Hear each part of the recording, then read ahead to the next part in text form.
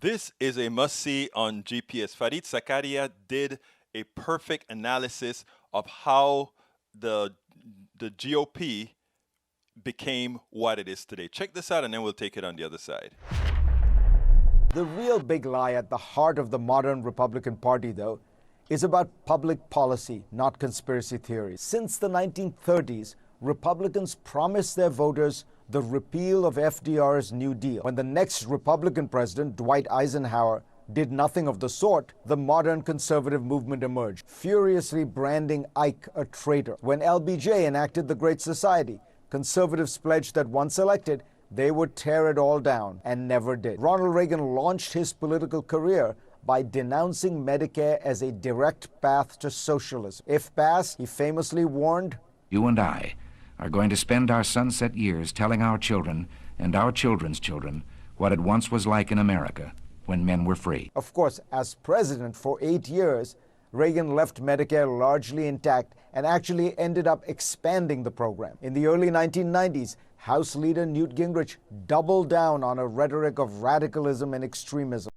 revolution, and described political opponents as the embodiment of evil, who win only because they lie and cheat. Ted Cruz follows the same strategy today still. His 2016 platform included promises to repeal Obamacare, abolish the IRS, and balance the budget, plans that he knew could never get enacted. But they were just the right red meat for the base. He treats his supporters like cannon fodder, whipping them into hysteria and sending them into battle. The Republican Party endlessly crowed about repealing and replacing Obamacare, only to come to power without any viable plan, and then quickly accommodated itself to the reality it had vowed to overturn. This entire decades-long strategy has led millions of Republicans to feel cheated and lied to by their leaders, creating an atmosphere of paranoia and suspicion toward anyone who is not utterly extreme. It also feeds the notion that true conservatism fails because of some kind of treason, betrayal, or collusion. It is a short and direct line from the tactics of Newt Gingrich to the January 6th Capitol riot. If you're looking for an alternative path for a conservative leader, one who even knows how to appeal to populist and nationalist sentiment, look at British Prime Minister Boris Johnson. Johnson, who initially and badly bungled COVID-19,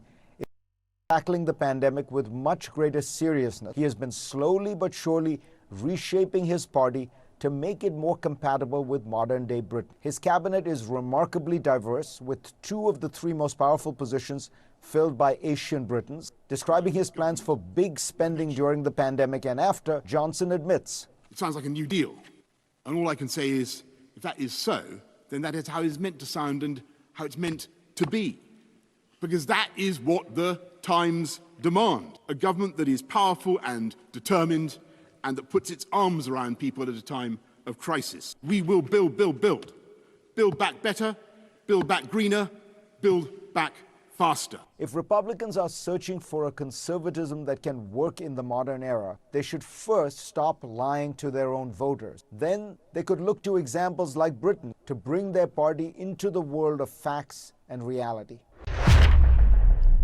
That was great. Now, I differ with Farid Zakaria with one thing. He makes it seem as if the lie that they tell the American people is that they're going to repeal something that they won't. I think it's deeper than that.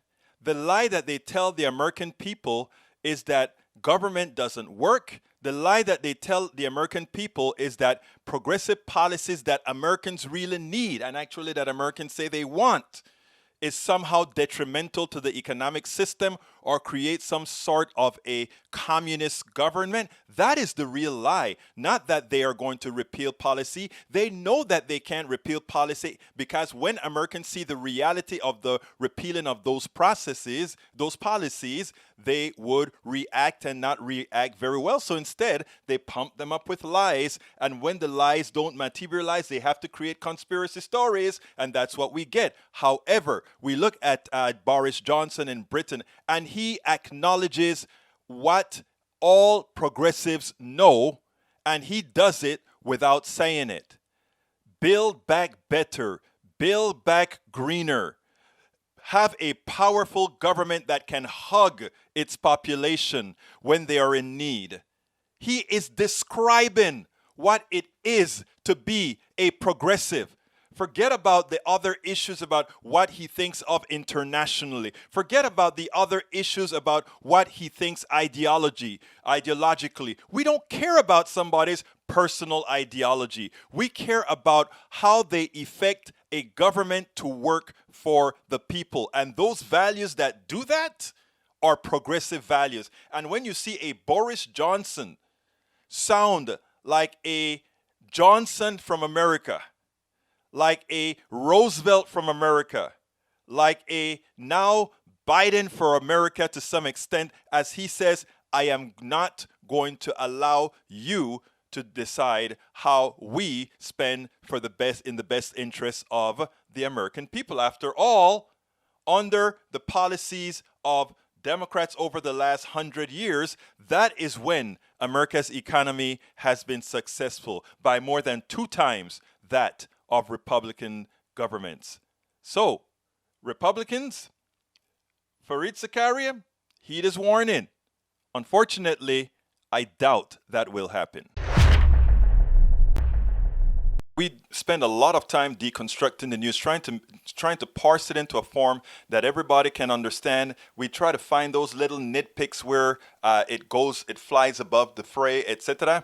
If you really like these videos that we do, I want to ask a big favor. Please go ahead, number 1, subscribe to our channel, and number 2, please join if you can. Thank you so kindly for watching. Keep watching. Please remember to share. We must populate the entire internet with our progressive message, a message that we know is what most Americans say that they want. So help us, please join.